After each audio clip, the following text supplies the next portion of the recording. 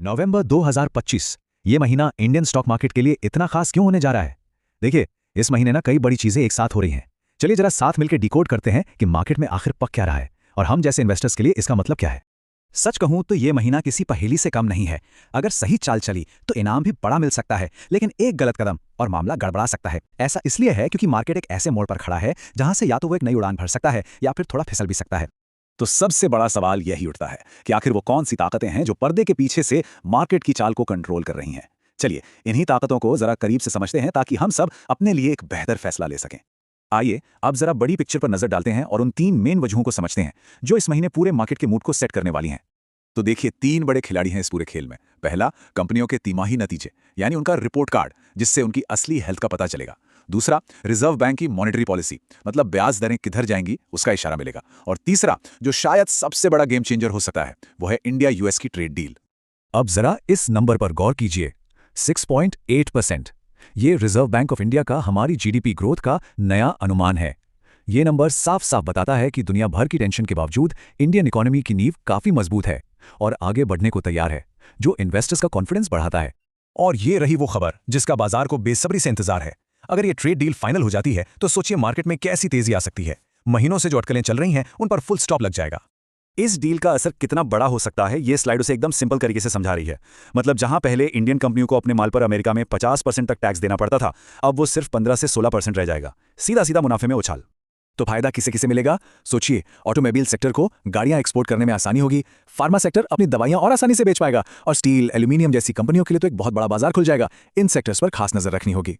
चलिए अब उन खास सेक्टर्स पर फोकस करते हैं जहां नवंबर में सबसे ज्यादा एक्शन देखने को मिल सकता है और जहां मौके बन सकते हैं। सबसे पहले बात करते हैं बैंकिंग सेक्टर की। ये सेक्टर अब सिर्फ लोन देने और लेने वाला नहीं रहा। अब ये टेक्नोलॉजी का जबरदस्त इस्तेमाल कर रहा है, जिससे ये अपने कस्टमर्स को बेहतर सर्विस दे पा रहे हैं। ये एक बहुत बड़ा स्ट्रक्चरल चेंज है। और इस बदलाव का सबसे बड़ा सबूत है ये आंकड़ा, $7 अरब। इतना विदेशी निवेश आया है इस सेक्टर में। ये नंबर चीख चीख कर बता रहा है कि विदेशी निवेशकों को इंडियन बैंकों के फ्यूचर पर कितना भरोसा है। अब आते हैं आईटी सेक्टर पर। देखिए, इंडियन आईटी कंपनियां पूरी दुनिया में अपनी सर्विसेज के लिए जानी जाती हैं और उनकी डिमांड लगातार बढ़ रही है। यही वजह है कि ग्लोबल स्लोडाउन की बातों के बावजूद ये सेक्टर मजबूती से डटा हुआ है। और आईटी के अंदर भी एआई यानी आर्टिफिशियल इंटेलिजेंस का जादू तो सर चढ़कर बोल रहा है। ऑनलाइन शॉपिंग हो या हेल्थ केयर, एआई हर जगह है। और 45% की सालाना ग्रोथ, ये साफ इशारा है कि एआई ही इंडिया का फ्यूचर है। हमारा तीसरा फोकस सेक्टर है इंफ्रास्ट्रक्चर। सरकार पूरे देश में सड़कों, पुलों, एयरपोर्ट्स का जाल बिछा रही है। इसका सीधा सीधा फायदा इस सेक्टर में काम करने वाली कंपनियों को मिल रहा है। और सरकार का फोकस कितना बड़ा है ये बजट का नंबर बता देता है, 11.21 लाख करोड़ रुपए। ये इतनी बड़ी रकम है कि इससे कई नए शहर बसाए जा सकते हैं। इससे पता चलता है कि सरकार इस सेक्टर को लेकर कितनी सीरियस है। तो हमने बड़े पिक्चर और दमदार सेक्टर्स को तो समझ लिया। अब बारी है चार्ट और डेटा की मदद से बाजार की चाल को पकड़ने की। चलिए जरा मार्केट की नब्ज टटोलते हैं। अच्छा, इस साल ना बाजार में एक तरह की रस्साकशी चल रही है, बड़ा मजेदार है। एक तरफ है एफआईआईज यानी विदेशी निवेशक, और दूसरी तरफ है हमारे अपने डीआईआईज यानी घरेलू निवेशक जैसे म्यूचुअल फंड्स। तो हुआ ये कि जब एफआईआईज ने माल बेचा, डीआईआईज ने सामने से खड़े होकर सब खरीद लिया और बाजार को एक बड़ा सहारा दिया। अब जरा इन लेवल्स को ध्यान से समझिए। 25,500 निफ्टी के लिए एक तरह की मजबूत जमीन है जिसे हम सपोर्ट कहते हैं। यहां से बाजार के ऊपर जाने की उम्मीद होती है। वहीं 26,500 एक रेजिस्टेंस है, यानी एक छत जहां बाजार को बिकवाली का दबाव मिल सकता है। मार्केट की अगली दिशा इन 2 नंबरों पर बहुत कुछ निर्भर करेगी।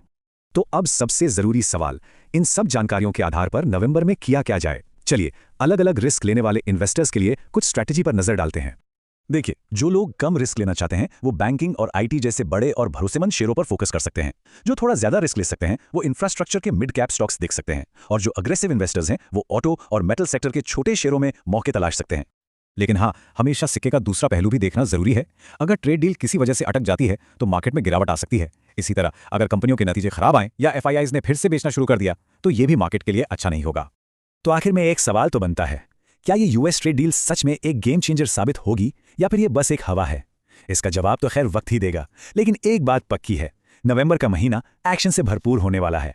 इस डील के बारे में क्या लगता है नीचे कमेंट्स में जरूर बताइएगा। और हाँ, अगर ऐसे ही एनालिसिस पसंद आते हैं तो इस चैनल को लाइक और सब्सक्राइब करना बिल्कुल मत भूलिएगा। मिलेंगे अगले विश्लेषण में।